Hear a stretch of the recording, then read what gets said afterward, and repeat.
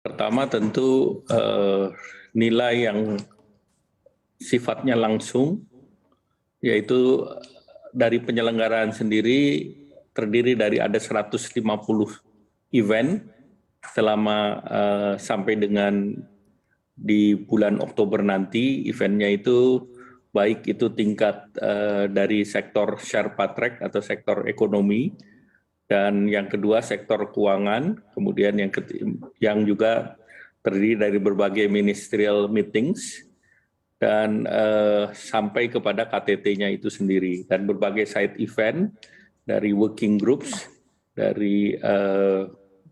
dari grup-grup lain juga dipersiapkan sehingga secara keseluruhan PDB kita bisa terdongkrak sebesar 7,4 triliun.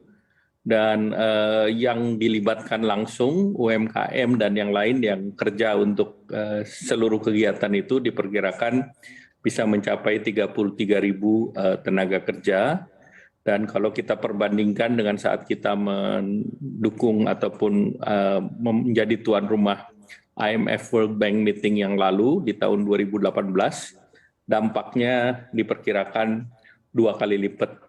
Dan terutama sektor transportasi, akomodasi, makan minum, pariwisata, dan yang paling penting adalah branding Indonesia di dunia internasional. Sehingga dengan demikian branding ini diharapkan jangka menengah panjang akan mendorong confidence daripada negara-negara lain terhadap Indonesia, dan Indonesia menjadi central stage di dunia, terutama untuk menyelesaikan beberapa forum G20 yang dalam tanda petik agak kurang bisa menyelesaikan berbagai persoalan ataupun tantangan. Seperti kita ketahui bersama, pada saat G20 di Jerman itu kegiatan banyak tertunda karena adanya berbagai kegiatan masyarakat ataupun demo. Kemudian pada saat di G20 kemarin di Italia, karena pada saat di awal dan di tengahnya tentu pada saat pandemi COVID sedang tinggi-tingginya. Sehingga momentum Indonesia ini betul-betul momentum post-pandemic, apalagi Indo-Pasifik ini menjadi region yang sangat diperhatikan, terutama dalam geopolitik persaingan antara Amerika dan China, selain di sektor ekonomi, dan juga masuk di sektor kesehatan dan di sektor keamanan. Sehingga ini menjadikan Indonesia sebuah tawaran leadership Indonesia yang diharapkan bisa menyelesaikan berbagai persoalan yang muncul di global. Demikian, Mbak. Baik, apakah masalah geopolitik ini menjadi tantangan global terbesar di tahun 2022 yang harus diperhatikan oleh Indonesia?